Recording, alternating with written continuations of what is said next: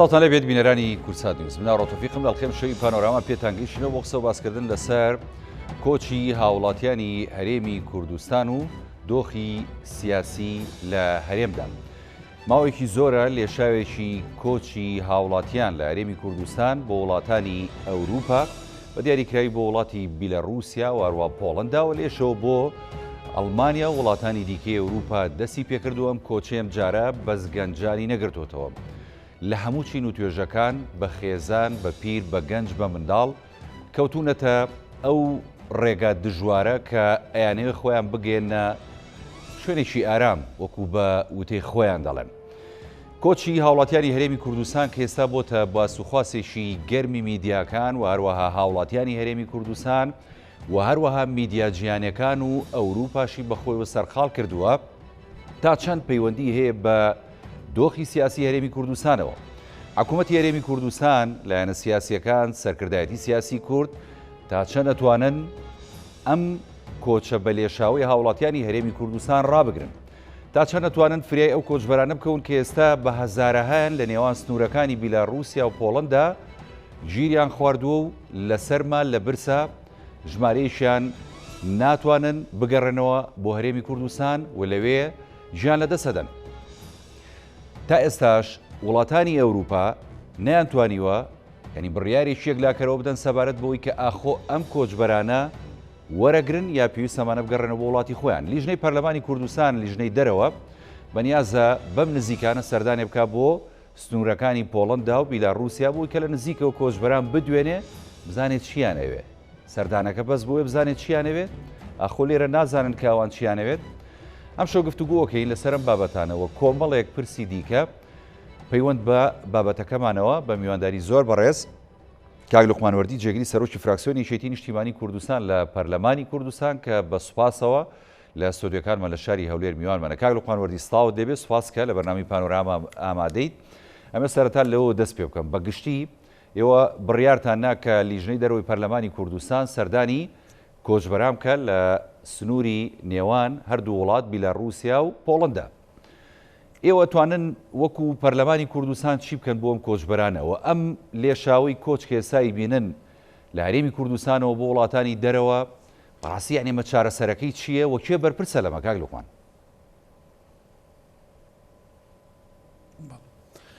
سڵاو لێەوە، سڵاو لە بینەرانی عزیزی کورسات نیوز. بەداخەوە هەمومان بینەری ئەو دیمەنە تراژیدیانە ئەبین کە لەسەر سنوورەکانی بیلاڕوسیا و پۆڵەندا ڕوئەدا، ئەویش بە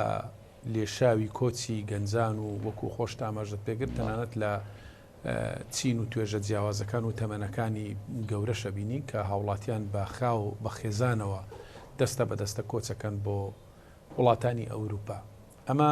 تراژیدیایەکی گەورەیە، ئەتوانم بڵێم دیمەنی ناخەژێنە کاتێکە دیمەنی منداڵێکی کورد دەبین، دیمەنی گەنجێکە بین، دیمەنی ژنێکە بین لەسەر سنوورەکان سوکایەتیان پێ ئەکرێ لێ ئەدرێن لەلایەن پۆلیسەکانەوە، یاخود چاوەڕوانی ئەوە ئەکەن کە کەسێک پارۆنانوێکیان بۆ بە و بەشێکیان بەداخەوە جانیان لە دەستداوە لە ئەنجامی ئەو ڕێگە هاتوونە هاتی ڕێگە ئەوروپا ئەگرنەبەر. لە ڕاستیدا ئەمە پرسێکی گرنگەوە پێویست بەوە ئەکا کە حکوومەتی هەرێمی کوردستان ئەرک و بەرپرسیارەتی هاوڵاتیان لە هەرێمی کوردستان لە ئەستۆ بگرێ و لە هۆکارەکانی کۆچی گەنجان بکۆڵدرێتەوە و چارەسەری ئەم هۆکارانە بکرێ. بەدیدی ئێمە چارەسەری هۆکارەکانی کۆچی گەنجان لە ناو خۆی وڵاتە، ئەبێ لە ناو خۆی وڵات ئەو هۆکارانەی کەوا ئەکا گەنجان کۆچ بکەن. ئەم لێشاوەی کۆچی گەنجان کە دەستی پێکردووە لە ڕاستیدا حاڵەتەکە لە دیاردەوە بۆ تا حاڵەتێکی ناتەبیعی کە ئێستا ڕێژەکە بە شێوازێک زۆر بووە کە کارەسات و مەساتێکی گەورەی با بڵێن پێوە دیارە. جگەلەوە خەتەرێکی گەورەشە کە توێژی گەنجان لە وڵاتەکەمان کە گەنجان سەروەتێکی گەورن، بنیاتی ئەساسی ئەم وڵاتەن، پێویستە سوود لە تواناکانیان وەربژێ، پشتیوانی بکرێن، بەگەڕ بخرێن بۆ چونکە ئایندەی ئەم وڵاتە لەسەر دەستی ئەم گەنجانە بەڕێوە بن. بۆیە چارەسەری ئەم کێشەیە لە ڕاستیدا لە ناو خۆی وڵاتە و سەبارەت بە چوونی شاند بۆ سەرسنوورەکانی بیلاڕوسیا و پۆڵەندا لە ڕاستیدا ئەمە ئەمڕۆ لە دانیشتنی پەرلەمان یاداشتێک لەلایەن ئەندامانی پەرلەمان لە فراکسیۆنە جیاوازەکان واژۆکرا بۆ ئەوی دەست بەجێ دانیشتنیی تایبەت بکرێ بۆ گفتوگۆکردن بە ئامادەبوونی حکوومەت و وەزیرە پەیوەندیدارەکان بۆ گفتوگۆکردن لەسەر دۆزینەوەی ڕێگا چارەیەک بۆ ئێمە لە پەرلەمانی کوردستان هاوکاری حکوومەت بین ڕێگا چارەیەک بدۆزینەوە بۆ ئەوەی هەوڵ بدرێ ئەم گەنجانە لە ناوخۆی وڵاتیان فرسەتی ئیشکردن و کارکردنیان بۆ دەستە بەر بکرێ بۆی پەنانە بن بە بڕۆی ئێوە ڕێگە چارە هەیە بەدیدی خۆم بەڕای خۆم پێم وایە بەڵێ ئێستای خەینە ڕوو قسە و باسی لەسەرەکە بەڕای ئێمە چوونی شاند بۆ سەر سنووری بیلاڕوسیا و پۆڵەندا هیچ لە دۆخەکە ناگۆڕێ ئێمە هەمومان نەزانین هۆکاری چوونی ئەمانە چییە بە پێچەوانەوە چۆ هیچ وەڵامێکت لە بیلاڕوسیا و لە پۆڵەندا دەست ناکەوێت ئەمانە چوونەتە سەر سنوور بواری قەراریان داوە نەگەڕێنەوە ئەمە ئەکرێ لەسەر دوو ئاست معالەجەی ئەو کێشەیە بکرێن لەسەر ئاستی دەرەوە هەرێمی کوردستان پێویستە هەموو پەیوەندیە دیبلۆماسیەکانی خۆی لەگەڵ حکوومەتی فیدراڵی بەکار بێنێ لە ڕێگای UN لە ڕێگای یەکێتی ئەوروپاوە ئەو کۆچبەرانەی کە لەسەر سنوورەکانی بیلاڕوسیا و پۆڵەندا گیریان خواردووە و لە بارودۆخێکی زۆر نالەباردانە وەکو پەنابەر وەربگیرێن و بەسەر وڵاتانی یەکێتی ئەوروپا وڵاتانی ئەوروپا دابش وڵای کاک لوقمان ببوورە تۆ قسەکانە پێبڕم با ئەو خاڵێکی بینێتەوە تواناکانی خۆی کاک لوقمانجان من ئەمە یەک پرسیار لە بەڕێز بکەم من لە یەکێک لە کەناڵەکانی میدیاوە جۆم لە ینی بەرپرسی نووسینگەی حکوومەتی هەرێمی کوردستان بوو لە پۆڵەندا کاڵم بە هیچ چارەسەرێکمان پێ نییە بۆیان و ناتوانانی هیچکەین بۆ ئەم کۆچبەرانە کەواتە ینی حکوومەتی هەرێمی کوردستان بۆ ئەم خاڵیان کە جەناب دامەژەی پێدەی لە دەرەوە دەسەوەستانە بەڕاستی ئەوەی ئەمن مەبەستمە ئێمە لە هەرێمی کوردستان هەموو کەناڵە دیبلۆماسیەکانی خۆمان لەگەڵ حکوومەتی فیدراڵی بەکار بهێنین بۆ پەیوەندی لەگەڵ UN بۆ پەیوەندی لەگەڵ یەکێتی ئەوروپا بۆ ئەوەی ئەو کۆچبەرانە وەکو پەنابەر بناسرێن بەشێک ئێمە ئەزان لە وڵاتانی ئەوروپا لایەزال خەڵک وەرەگرن شوێنیان بۆ بکرێتەوە ئەمە حاڵەتێکە بووە جا دواتر ئەم وڵاتانە ڕێگا و شوێنی تند ئەگرنە بەر بۆ ئەوەی ڕێگانە دەن کۆچبەر بەو ناوچانەدا تێپەڕێ ئەمە حاڵەتێکی ترە ئەمە لەسەر ئاستی دەرەوە من پێم وایە ئەمە ڕێگا چارەیە چونکە چوونی شاندی پەرلەمان بۆ بیلاڕوسیا بۆ پۆڵەندا من پێم وایە نەتیجەکە لای ئێمە ڕوونە چونکە ئەمانە کۆچیان کردو یانێ بگەن ئەوروپا لە مەسەلەکە ناگۆڕێ بۆیە ئەمە لەسەر ئاستی پەیوەندی دیبلۆماسیەکە هیچ لە مەسەلەکە ناگۆڕ ئێمە ئەگەر خۆمان واقعەکە لەبەرچاو بگرین ئێمە ئەزانین کێشەی ئەمانە چییە کێشەکانیان ڕوونە ئەمە لەسەر ئاستی دەرەوە هەرێمی کوردستان لەگەڵ حکوومەتی فیدراڵی پەیوەندی دیبلۆماسیەکانی خۆی بەکاربێنێ لە ڕێگای UN لە ڕێگای یەکێتی ئەوروپا وێڕای ئەوەی کە پێویستە نان و خۆراک بگاتە ئەم کۆچبەرانە بەڵام ئەبێ وەکو کۆچ وەکو پەنابەر بناسێنرێن و عیلاجیان کاک لوقمان لە کاتێکی شاخۆپارێکی زۆری تەرخان کردووە بۆ ئەوەی کە ژمارەیەک لەو کۆچبەرانی کە خواستیان هێبگەڕێنەوە بیان گەڕێنێتەوە بەڵام هەرێمی کوردستان ئەمەشی نەکردووە بەڵێ لەسەر ئاستی ناوخۆ ئەو هۆکارانەی کەوای کردێ گەنج کۆچەکە بە دەرەجە یەک هۆکاری بێکاریە بێ ئیشیە حکوومەتی هەرێمی کوردستان ئەتوانێت کۆمەڵێک هەنگاو بهاوێ بە ئاراستەی دەستەبەردەکردنی کار بە ئاراستەی ڕەخساندنی فرسەتی کار لە ناوخۆی هەرێمی کوردستان لە بواری کەرتی گشتی ئێمە ئەزانین لە ساڵی 2012ەوە حکوومەت فرسەتی دامەزراندنی لە کەرتی گشتی نەڕەخساندووە بەڵام بەپێی بە دوواداچوونەکانی ئێمە وەکو ئەندامانی پەرلەمان ئێمە ئەزانین شاغر و فەراغێکی یەجگار زۆر لەسەر جەم وەزارەتەکان هەیە لە حکوومەتی هەرێمی کوردستان حکوومەت ئەتوانێت بە لەجیاتی دانان ئەم فەراغانە پڕکاتەوە ئەم فەراغانە چێن ئەوانن کە مۆڵەتی بێموچیان بۆ زیاتر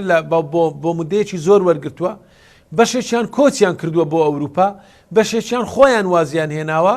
بەشێکیان مردوون خۆ حکوومەتە بێ ئەم فەراغانە پڕکاتەوە بۆیە بە لەجیاتی دانان حکوومەت دەتوانێت ئەمە پڕکاتەوە لە ڕاستیدا ئێمە چاوەڕوانی هاتنی پرۆژەیاسای بودجەمانە کرد بۆ پەرلەمانی کوردستان بۆ ئەوی لە چوارچێوەی پرۆژەیاسای بودجە ئێمە شوێنی ئەمانە بکەینەوەش بڕێک پارە دیاری بکرێت جەخت لە پێداگری بکەین بۆی ئەمە معالەجە بکرێت بەڵام بەداخەوە تاکو ئێستا پرۆژەیاسای بودجە نەهاتووە ئەمە لەسەر نەهاتووە لەسەر ئەساس هەنگاوی دووەمی حکوومەت ئەوەیە کەرتی گشتی و کەرتی تایبەت لێک جیا بکاتەوە بە دیاری کراوی ئەمە واکە فرسەتێکی زۆر بڕەخسێ بۆ ژمارەیەک گەنج چونکە لە ڕاستیدا ئێستا گەنج خوێندن تەواوەکە زانکۆ تەواوەکە هیچ دەرچەیەک نییە هیچ ئومێدێک نییە هیچ فرسەتێکی کارکردن نییە ئەگەر هەش بێت زۆر سنووردارە بۆ نمونە لە بواری تەندروستیدا خۆتان نەزانن ئێستا نەخۆشخانە ئەهلیەکان زۆر زیاترن لە نەخۆشخانە گشتیەکان ئەگەر حکوومەت کەرتی گشتی و کەرتی تایبەت لە بواری تەندروستی لێک زیاب بکاتەوە ئەتوانرێوانەی لە کەرتی گشتی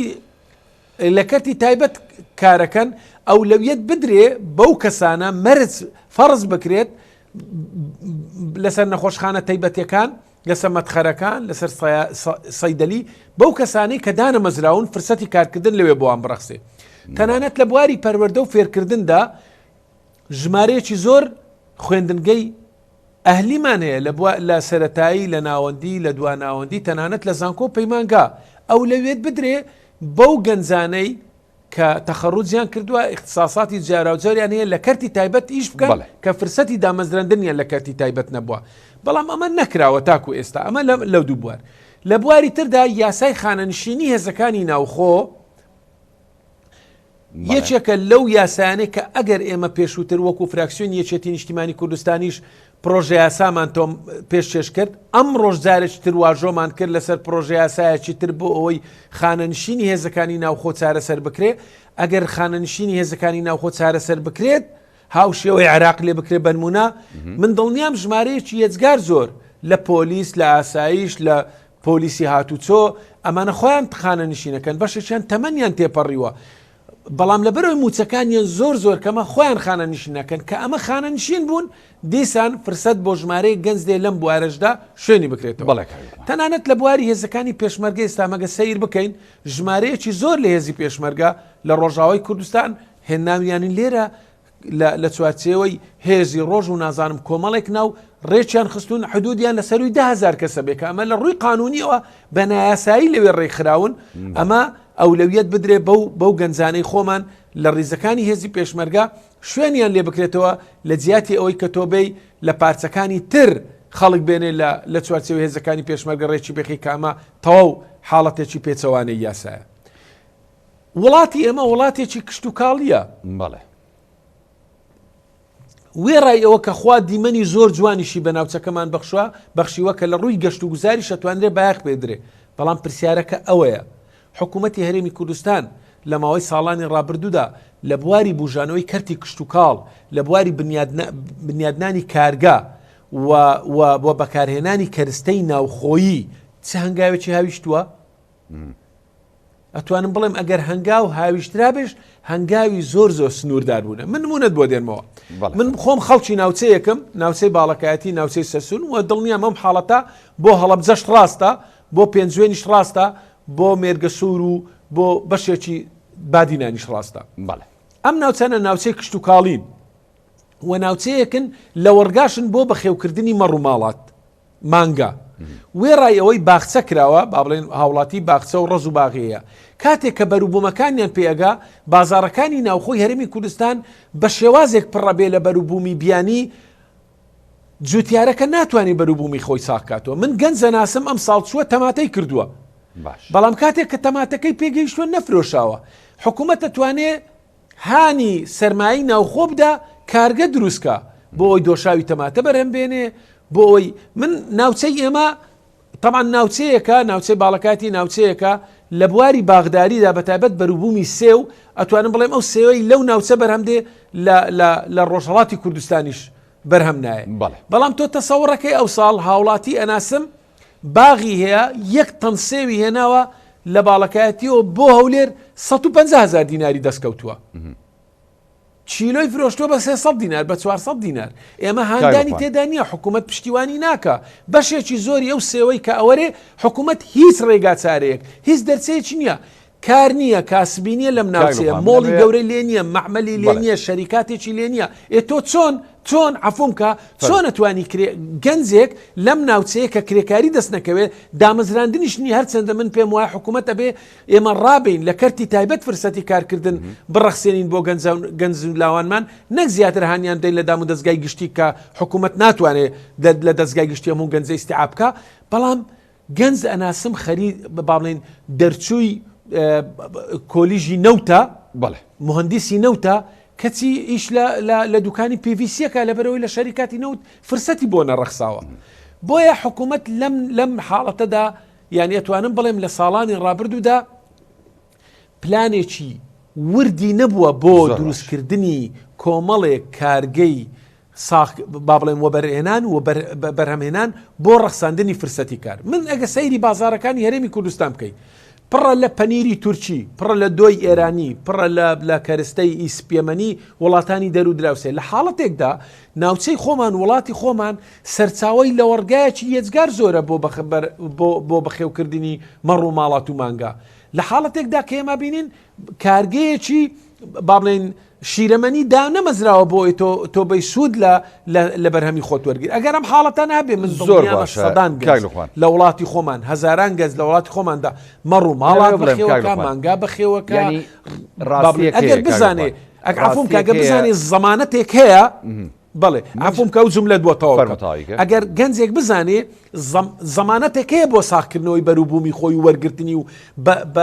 بە هەدەر نەچوونی عرەقە و ڕەنج و ماندووبوونی خۆی من دڵنیامە گەنجی خۆمان لە وڵاتی خۆمانیان خۆشەوێ کەس حەز ناکە ڕێگای هات و نەهات و مەرگەسات بگرێتە بەر بۆ ئەوی سەفەری ئەوروپا وڵای کاکلوان خۆی ینی واقعێک هەیە ینی من و تۆ هەموو خەڵکی هەرێمی کوردستان و سەرکردە سیاسیەکانیشمان نەزانن بەڕاستیانی ئەوەی کە لە کاتی بەڕێوەچوونی هەڵبژاردننی پەرلەمانی عێراق ینی خەڵکی هەم عێراقم هەرێمی کوردستاندایان بە گوێی سیاسیەکان و لایەنە سیاسیەکانە ناڕازیبوونی بەشێکی زۆری خەڵکە کە لە 160 خەڵک نەچۆسە سندوقەکانی دەنگدان ئەمە پەیامێک بوو ینی بە واقعیدایان بە سەرکردە سیاسیەکان بەڵام ینی بەداخەوە ئەوان بە هەند وەریان نەگەر ڕاستە ئەوەی کێسەر ڕۆدا بەشێکی پەیوەندی هەیە بە دۆخە سیاسیەکە و کە لە عێراق و هەرێمی کوردستانە گوزەرێ بە تایبەتر لە هەرێمی کوردستان چکەمە زۆر کاریگەری هەیە و دۆخە سیاسیە بۆ سەر خەڵکی چکە بەڕاستیەوەی کە کۆچەکات ینی بمانێت و نەمانێ و مانەزانی مەبلەغی پارەی باشی پێیە کە کۆچەکات ئەگەر ئەو پارەیە ئەو متمانەی هەبێ بە سەرکردایەتی سیاسی کورد بە دۆخی سیاسی هەرێمی کوردستان ئەو پارەیە ناباتە دەرەوە لە ڕێگەی قاچاق هەم ژیانی خۆی بخاتە خەتەریاتەوە هەم نەشگاتە و شوێنی مەبەستێتی و پارەکەشی تیا بچێ پارەکە وەکو جەنابەت ئاماژەت پێدا دەیخاتەوە پرۆژانی کە لێرە هەیە بەڵام ئەو متمانەیە کە نییە شێوای کردووە نەبێ کاگلوخوان بەڕاستی ینی ئەم دۆخە سیاسی کە خوڵقاوە بەم شێوازە خەڵکی ناومێت کردووە چۆن نەتوانرێت چاپ بکرێت لە کونفەیەکوونێکا چاگەکرێ بە کۆبوونەوەیەک و داخوازی لایەنێک و فراکسیۆنێک و پەرلەمانتارێک چاکەک بێ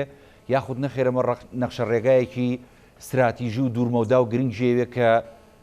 مەحاڵە لەم هەرێمی کوردستانی ئابەدی بێ لێسە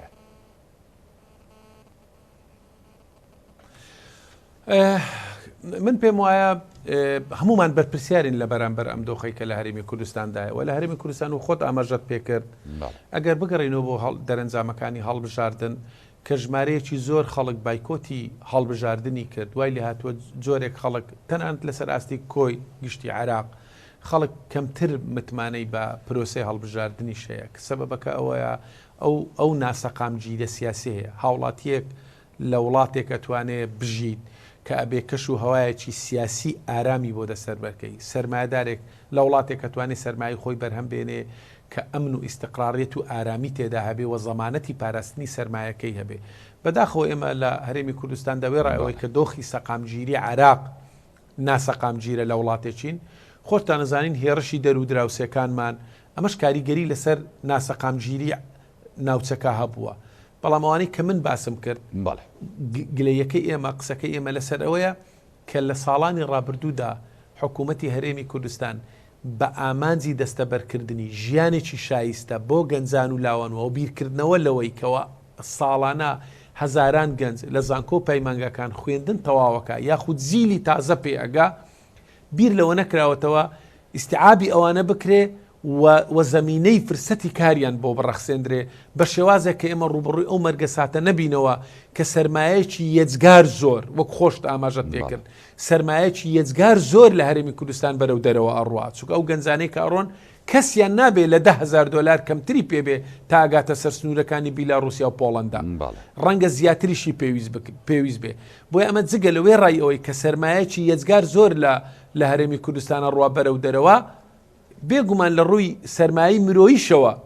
کە ئێمە توێژی گەنج لە وڵاتە نەما ئەمە زیانێکی یەجگار گەورەیە بە وڵاتاگرێ خۆ ئێمەمانان ئەزانین سەفەری ئەوروپامان کردو ئەزانین لە ئەوروپاش ئەو بەهشتە خۆشە نییە کە خەڵک چاوەڕوانیەکە مادڵ نیەوی لەوێش کارکردن تۆ عیلەیەک ئەگەر بیەوێ ژیانێک بۆ خۆی دەستە بەرکە ئەبێ بە مردەوامی کار بکە ئیش بکە ژیان لەوێش قورسە لەبێ هێزگار قورسە بەڵام ڕەنگە ئیستقراریت هەبێ ئەمنیەت هەبێ ئایندەی هەبێ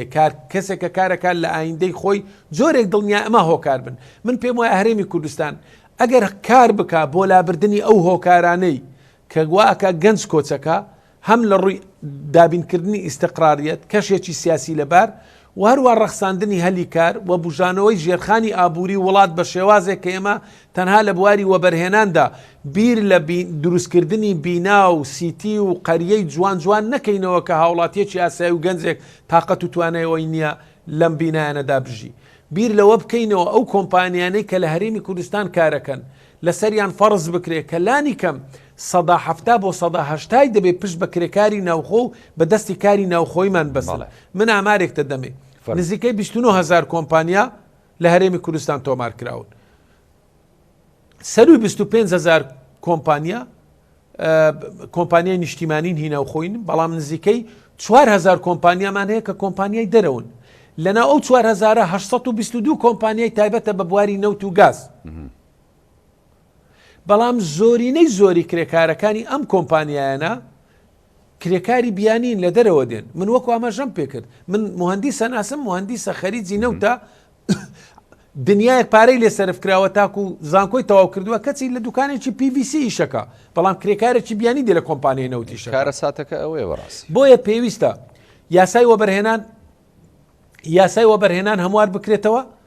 بە شێوازێک هەر فرسەتی ئاسانکاری زۆر بکرێ بۆ وەبەرهێنەری بیانی بێ سەرمایەکانیان لە هەرێمی کوردستان وەبەربێنن بەڵام لەسەریان بکرێ بە مەرج کە ئەبێ 170 بۆ 180 کرێکاری ناوخۆی دەست بە پشت بە کرێکاری ناوخۆی بەستن دیسان یاسای نەوت و گاز هەموار بکرێتەوە پێویستە ئەو کۆمپانیانی بواری نەوت لە هەرێمی کوردستان کارەکەن لانی کەم 170 کرێکاری ناوخۆمان بخەنە سەرکار ئەمانە وا ئەکا فرسەتێکی باش بۆ کارکردن لە هەرێمی کوردستان دەستکەوێت وێ ڕای ئەوەی لە ساڵانی ڕابردوودا ئێمە ئەگەر سیر بکەین لە پێش ساڵی 2014 کۆچەکە پێچەوانە بوو بۆوە دۆخی ئابووری لە هەرێمی کوردستان باش بوو فرسەتی کار باش بوو کۆچەکە پێچەوانە بۆ خەڵک لە ئەوروپا داتەوە من چەندین ڕەفیق و برادەرمێ لە ئەوروپا بوو هەرێمی کوردستان لێرە نیشتە جێ بوو ژیانی ئێرە پێ باشتر بوو هەمووی گەڕانەوە بەڵام دیسان جارێشتر خەڵک ڕێگای گرت و چۆن من پێم وایە ئەگەر هەرێمی کوردستان ئێستا زۆربەی خەڵک ینی قەناعەتەکەی وایە بەڕاستی دەڵێت ینی ئەم قەیرانانەی کە دروستە بێت حکوومەت هەرێمی کوردستان ینی خۆی بە عەمدەن دروستی دەکات و ئەو دۆخی کە دێتە ئاراوە ئەگەر دۆخێکی ئالۆز بێ یا دۆخێکی تا ڕادەیەک ئەوە بێ کە خەڵک نەتوانێت باروگوزەران و ژیانی تیا بڕایی بکات ئەمە حکوومەت هەرێمی کوردستان دروستیەکات ینی قسەکە ئەوەیە بە مەبەست ئەم دۆخانە دروستەکرێت دەخڵقێنرێت گوێ ئاوا ژمارەیەکی زۆر لە خەڵکی کۆچکەن و وڵات بەجێبێڵن بوار بۆ هەندێک لە کەسانی نزیک لە خۆیان بڕەخسێت بۆی کە ئەوان زیاتر دەست بگرن بەسەر ئەو کۆمپانیانە یاخود ئەو پرۆسی وەبەرهێنانی کە جەنابەت ئاماژەی پێدەی تاوەکو زیاتر لایەنەکان مستەفید بن لەوەیەک و لە هاوڵاتی ئەمەیان تا چەند ڕاستە ئەگەر وایە ئەم قۆڕخکاریە کە توانرێت کۆتایی پێبێنرێ بۆی هاوڵاتیانی ئاسایی هەرێمی کوردستان بتوانن لێرە ژیان گوزەران و کار و کاسبی خۆیان بە ئاسانی بەڕێ بکەن و بیر لە ڕێگایەک نەکەنەوە کە سەر و ماڵی شانی تیا بچێ بەڕاستی من تەسەوڕ ناکەم حکوومەتی هەرێمی کوردستان پێی خۆش بێ کە ئەم دۆخە لە هەرێمی کوردستاندا ڕوویداوە و گەنج لە وڵاتی ئێمە کۆچ بک بۆ دەرەوە بەڵام کەم تەرخەمی هەبووە وەکو ئاماژەمان پێکرد لە ساڵانی ڕابردوودا کار نەکراوە بۆ ئەوی ئەم حاڵەتەمان ڕوبەڕوو نەبێتەوە ئیش نەکراوە بۆ ئەوەی با بڵێن پێشگیری لەوە بکرێ کە کۆچی گەنجان بە شێوازێکی وا بەلێشاوی وەکو کۆڕەوی لێ هاتووە کە بەرەو وڵاتانی ئەوروپا کۆچەکان من بۆم باس کردی ئەگەر هەر تەنها لە بواری وەبەرهێنان سیر بکەین کار نەکرایە بۆ بەگەرخستنەوەی کارگە لە کارکەوتەکانی هەرێمی کوردستان کات خۆی لەو هەولێرێ من قسە بۆ جەنابەتەکەم باشترین کارگەی ڕستن و چنینی قوماشی لێ بوو باشترین قوماشی کارگەی هەولێر بوو کارگەکە نەما کە هەزاران کرێکار لەم کارگەی دایشە کرد لە بەدەل ئەوەدا خۆت ئەزانی کارگەی تر بنیاد نەندراوە ئەگە بنیاد درابی بە شێوازێکی زۆر سنووردادا وەکو باس دەکەم کەرستەی خاو لە هەرێمی خۆماندا لە وڵاتی خۆمان زۆرە بەڵام حکوومەت بیر لەوە نەکراوەتەوە لە بواری وەبەرهێناندا نهاتوین وەبەرهێنان خزمەت بە بوژانەوەی ژێرخانی ئابووری لە هەرێمی کوردستان بکە وەبەرهێنان نەبووتە هۆکارێک بۆی بتوانانی سوود لە کەرستەی خاوی ناو خۆمان وەربگرین بەڵکو وەبەرهێنان زیاتر ڕووی کردوتە دروستکردنی بیناو سیتی بۆ لەبەرەوە وەبەرهێنەرێک دێت قەریەک دروستەکات باڵەخانەیەک دروستەکە عەرزەکەی بە بەلاش دەستەکەوێت بە شێوازێکی هەرزان ڕەنگە بە مدەیەکی زۆر کەم پارەیەکی یەجگار خەیاڵی دێتە دەست قازانجەکە بە ملیۆنەها دۆلاری دەسەکەوێتەوە و دواتریش خزمەتگوزاری بەڵێ و دواتریش خزمەتگوزاری ئەو گوند و ئەو سیتی و ئەو قەریانە خۆی سەرپەرشتی ئەکات دیسان داهاتێکی یەجگار زۆری دێتە دەر بە نرخێکی زۆر گران پێیانە فرۆشێتەوە ئەمە بە بەلاش بەبێ ئەوی پارە سەرف بکات چکە پارەکە لە هاوڵاتیان وەرەگرێ چەند قاچیان لێ وەرەگرێ ناچێ پەنا بباتە بەرە دروستکردنی کارگێک ئەمە گرفت لە یاسای وەبەرهێنانە بۆیە ئەرکە ئێمە بە زووترین کاتدا کە پێشووتریش لە ساڵی ڕابردوشدا لەم خولەشدا چەندین جار داوامان کردە حکوومەت هێرێمی کوردستان پەلە بکە لە ناردنی یاسای وەبەرهێنان بۆ پەرلەمانی کوردستان پێویستە یاسای وەبەرهێنان هەموار بکرێتەوە بە شێوازێک کە ئەم یاسایە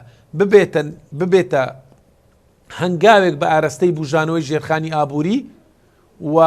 بەگەرخستنەوەی دامەزانی کارگەی تازە بە شێوازێک کە کەرستەی خاو لە ناو خۆماندا هەبێت و ببێتە هەنگاوێک بە ئاراستەی پەرەپێدان بە سەرچاوەکانی تری داهات جگە لە نەوت بە تایبەت لە بواری کشت و کاڵ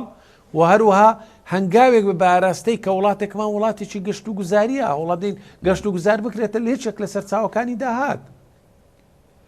بۆی ئەمانە خەلەلە من پێم وایە ئەگەر ئەمانە بکرێن سەرۆشی دەستەی گەشت و گوزار و تیم ساڵ ئەمانە بکرێت من پێم وایە ڕێژەیەکی باشە ینی لەو ڕۆوە کە ئەو فرسەتی زیاترە ڕەخسێنێ بۆ هاوڵاتیان بۆ گەنجان بۆ کارکردن لە وارەیە بەڵێ ئەم ساڵ یەکێک لە نیشنگەکانی حکوومەت هێرێمی کوردستان حەفوم کە لە ساڵی 2020 زیاتر لە 7,000 مۆڵەتی مانەوەی لە هەرێمی کوردستان داوە لە یەکێک لە شارەکان 7,000 کرێکاری بیانی هاتووە لەو 7,000 نزیکەی 4,300 کەسیان کرێکاری بواری نەوت بووینە کە هەمویان بیانی بووە ئێمە بۆ تۆوەرە سوود لە توانای ناوخۆیت وەربگرە سوود لە کرێکاری خۆت وەربگرە فرسەتی کاری بۆ بڕخسێن ئەمە لەلایەک لەلایەکی تر پێشووتر لە دوای ساڵی 2012 حکوومەت هێرێمی کوردستان 77 ملیار دیناری تەرخان کرد بۆ پرۆژێ قەرزی بچووک ئەمە وای کرد بەشێک لە گەنجان دوکانیان دانا پرۆژەی بچووکیان دانا بەڵام بەداخەوە لەگەڵ سەر هەڵدانی قەیرانی دارایی ئەمەش حکوومەت پشتی تێکرد خۆ 77 ملیار دینار پارەیەکی ئەوەندە زۆر نیە حکوومەت نەتوانێت کە ڕەنگە ئەمە دەوران بکە با بڵین بەدانەوەی قەرزەکە ساڵانەکە کە ئەمانە قەرز ئەدەنەوە بتوانێت زیاتر قەرزی بچووکی پێ بدرێتەوە دامی پشتیوانی پرۆژەی بچووک بکرێ بۆی گەنج بتوانێت خۆی لەسەر پێی خۆی ڕابوەستێ ئەمە وای کرد بوو لە ساڵی 2012 کە کۆچەکە پێچەوانە بێتەوە بەڵام بەداخەوە ئەم حاڵەتە کۆتایی پێات لەگەڵ سەر هەڵدانی قەیرانی دارایی بۆیە پێویستە ئەو ڕێگا چارانەی کەم ئێمە باسمان کرد کە ڕەنگە هۆکاری تریش هەبن هەمووان بەیەکەوە بیر لە چارەسەری ناوخۆیی بکەینەوە بەر لەوەی پەنا ببین بۆ سەردانی سنوورەکانی بیلاڕوسیا و پۆڵەندا. کاک لوقمانیانی غیری ئەوەی کە ئێستا هەیە بۆ نمونە جەناب داماژەت پێدا پەرلەمانی کوردستان ئەتوانێت چی بکات ینی بۆ نمونە بە پرۆژە یاسا بۆی کە ینی هەم بەربگرێ بە کۆچی بەلێشاوی هاوڵاتیان و هەم ینی وا بکات کە حکوومەت هێرێمی کوردستان کۆمەڵێک وەکەوەی جەناب داماژەی پێدا پرۆژەی گرنگیە بێت لە هەموو بوارەکاندا بۆ خزمەتکردنی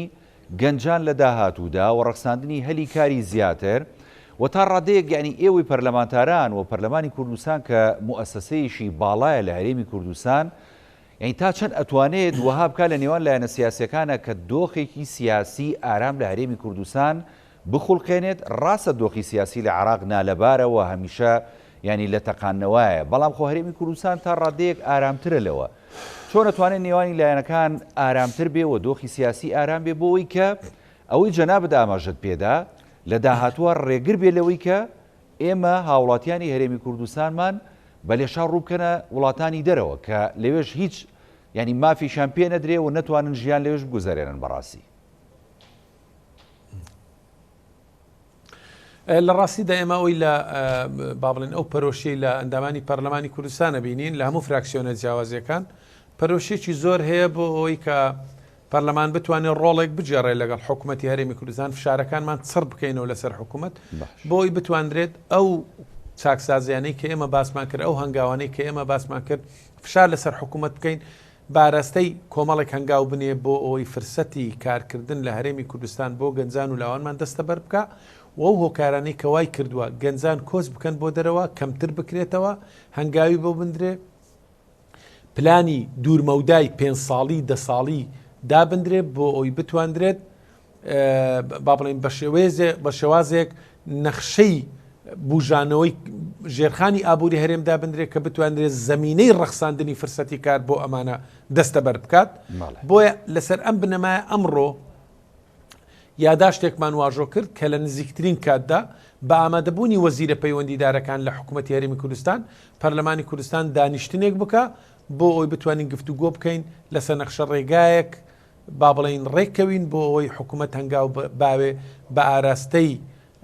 با بڵین دەستە بەرکردنی کار ئەمە لە بواری شتر ئەبێ هەمومان هەز بە بەرپرسیارەتی بکەین ڕاستەکەی دۆخی سیاسی هەرێمی کوردستان بە شێوازێک پەیوەندی سیاسەکانی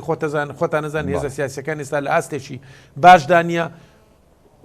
دۆخی سیاسیش بە شێوازێک بڕەخسینین هانی گەنجان درێت وێڕای دەستە بەرکردنی کارەکانیە کاریان بەڵام وڵاتی خۆمان خۆش بێ سوود لە گەنجان و توانەکانیان بینین گەنجانی وڵاتەکەمان سەرمایەی گرنگی ئەم وڵاتەن ئایندەی ئەم وڵاتەن ئەبێ پارێزگاریان لێ بکرێت کەشێکی هەلومەرزێکی باشیان بۆ ڕبرەخسێ بەداخەوە تا ئێستا لە زۆر شوێندا هەیە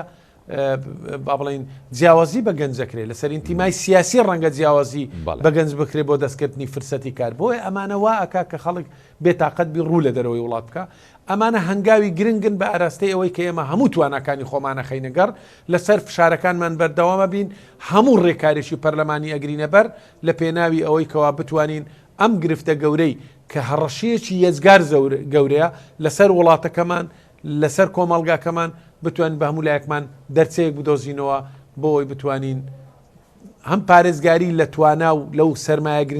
گرنگەی گەنجانمان بکەین هەم کەشێک بڕەخسێ کە گەنج هەست بە ئاسوودەی و ئارامی وەزامنی ئایندەی خۆی بکە لە وڵاتی خۆی من پێم واگەر گەنج کاری هەبێ هەست بە زەمانەتێک بکە لە وڵاتەکەی خۆی هەرگیز ڕێگای هاتوو نەهات ناگرێتە بەر بۆی پەنا ببا بۆ ئەوروپا چونکە وەکو ئاماژەم پێکرد ئەمروو ئەوروپاش ئەو بەهەشتە نییە کە لێرە ئێمەمانان بیری لێ ئەەکەینەوە لەوێ بێ کار بکەی دەستکردنی کار قورسە بەڵام ئەو دۆخە سیاسیە نالەبارەی کە لە ناوچەکە هەیە ئەو بێکاری و قۆرەخکاریی کە هەیە ئەو پێش گوێ خستنەی کە لە بواری دابینکردنی کارکردن لە هەرێمی کوردستان هەیە وای کردووە کە بەداخەوە ئەم لێشاوە لە گەنجان ڕوو لە دەرەوەی وڵات بکەن کە بەشێکی زۆریان لەسەر ئەم سنوورانە دووچاری گرفتی گەورە و کارەساتی گەورە بنەوە باست لەوە کردکار خۆمان کە بێ کاریگەریتان هەبێت لەسەرەوەی کە دۆخی نێوان لایەنە سیاسیەکانەوە پەیوەندی نێوان لایەنە سیاسیەکان ئاسایی بێ بۆی کە دۆخی سیاسی هەرێمی کوردستان سەقامگیر و ئاسایی بێت تاوەکو لەو چوارچێوەیەدا خەڵک بە ئارامی ژیان گوزارێنن ئێستا بۆ نمونە لە ڕابردوو کۆمەڵێک جوڵە هەبوو پەیوەندی نێوان لایەنە سیاسیەکان هەبوو لەم ڕۆژە یەکێتی نیشتیمانی کوردستان کۆمەڵێک جوڵەی دەست پێ کردەوە سەردانی لایەنە سیاسیەکانەکە ئەمانە پێ دوایە ینی ئەم جوڵانە کاریگەری هەیە لەسەرەوەی کە دۆخی نێوان لایەنەکان ئارام بێتەوە و پەیوەندیەکانیان ئاسایی بێتەوە و لەو چوارچێوەیە پەیوەندی و ینی دۆخی سیاسی هەرێمی کوردستانیش تا ڕادەیەک سەقامگیر بێت و خەڵک متمانە بە دۆخەکە بکە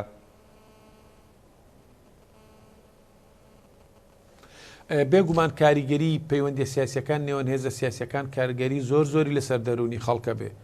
و بەشێک لە کەناڵەکانی ڕاگەاندن ئەبێ هەست بە بەرپرسیارەتی بکەن دۆخی دەرونی هاوڵاتیانی هەرێمی کوردستان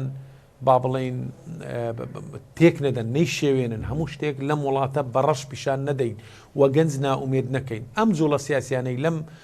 لەم چەند ڕۆژەدا کە یەکێتی نیشتیمانی کوردستان دەستی پێکردووە بۆ سەردانکردنی هێز و لایەنە سیاسیەکان تەنانەت ئەوەی زانەی کە ئێمە لە ڕۆژگارێک لە ڕۆژگارەکاندا خلافی سیاسی گەورەشمان لە نێواندا هەبووە بە ئامانجی ئەوەیە کە کەشێکی سیاسی دوای هەڵبژاردنەکانی عێراق لە هەرێمی کوردستان بڕەخسێنین یەکێتی و یەکڕێزی نێوان خەڵکی کوردستان دەستەبەر بکەین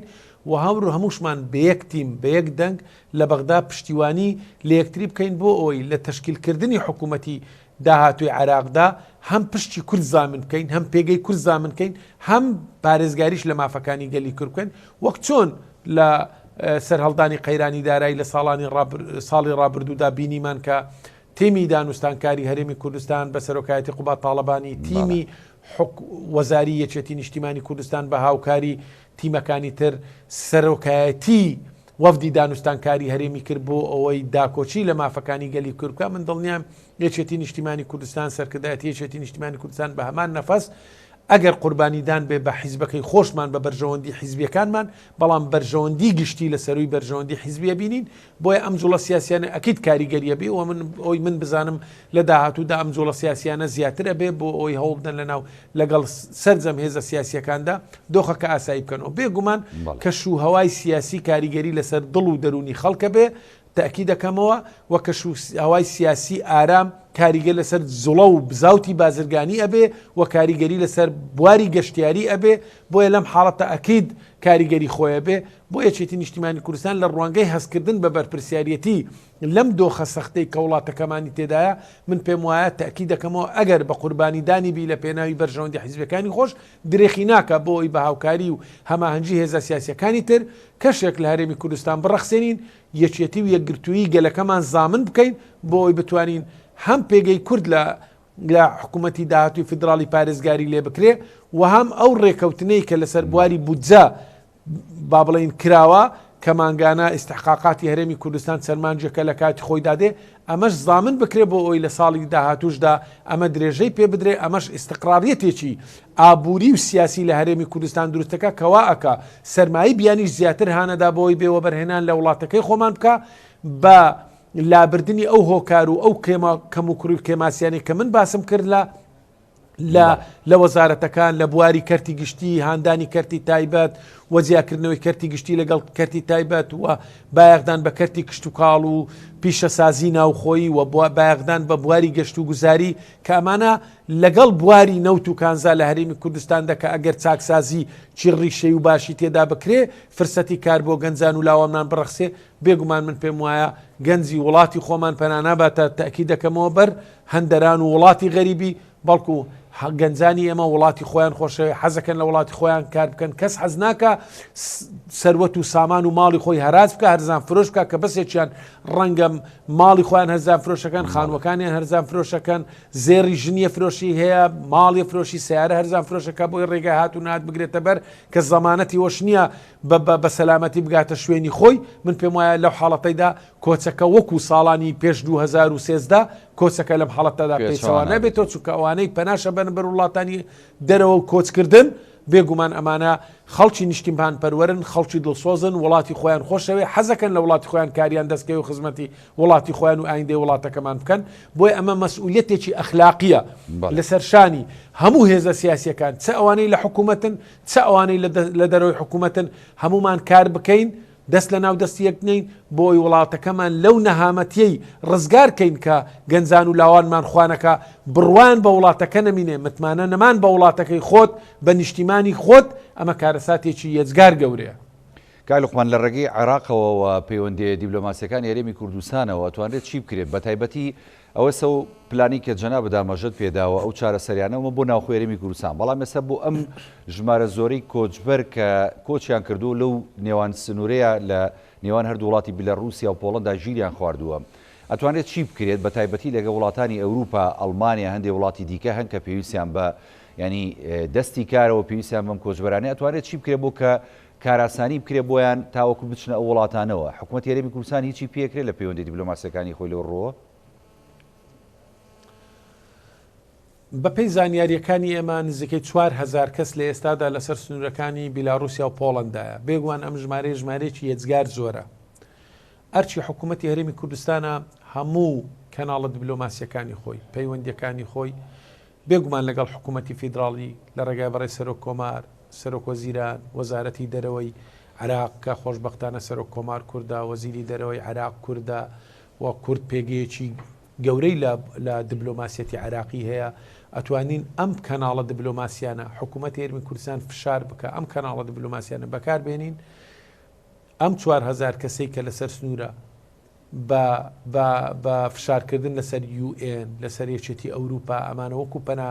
بەر وەربگیرێن و جێژیر بکرێن و کۆتایی بەو نەهامەتی بێ کە ئێستا ئەو مەرگە ساتەی لەسەر سنوورەکان ڕوەدا و قسە لەگەڵ وڵاتان بکرێ فشاریان لەسەر بکرێ بەوەی ئازار و ئەشکەنجەی پەنابەران نەدەن و هەرچی زووترە خۆراک و دەرمانیان بگاتێ و دواتر بپەڕێنرێنەوە بە وڵاتانی ئەوروپا ئەمە لە بواری دیبلۆماسی ئەمە چارەسەر بکرێ و دوجار هەنگاو بندرێ بە ئاراستەی دەستەپەرکردنی فرسەتی کار لە هەرێمی کوردستان و کار لە سەراسی ناو خۆیش بکرێ بۆ ئەوی بتوانین ئیستقراریەتێک لە وڵاتەکەی خۆمان دەستە بەرکەین بۆ ئەوی گەنجان چیتر یاخود هاوڵاتیانی هەرێمی کوردستان چیتر پەنا بۆ وڵاتانی دەرەوە نەبن. کاکلوخمان من سوپاس دەکەم هیچ نەماوە گەر هەچ پامێک تێ توانین لە کۆتایە بیگەێنی فەرموو. وێ ڕای دەربڕینی ئەو پەڕی نیگەرانی خۆمان ئەو پەڕی ناڕحەتیمان بەو دیمەنە تراژیدیانەی کە ئێمە لەسەر سنوورەکانی بیلاڕووسیا و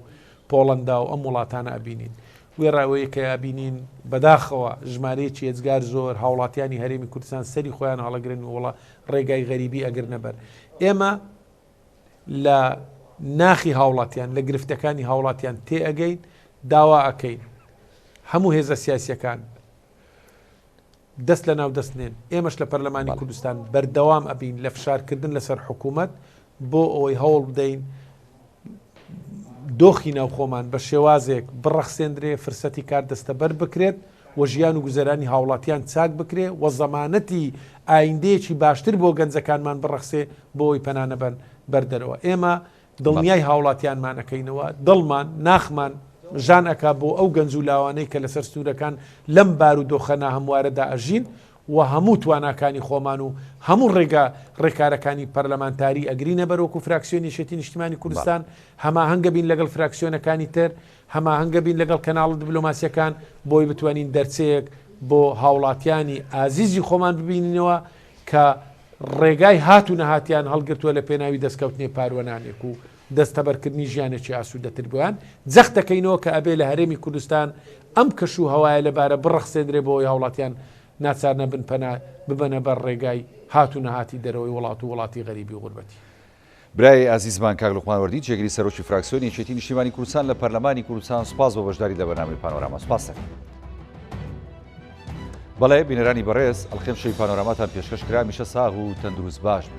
خواتان لەگەڵ.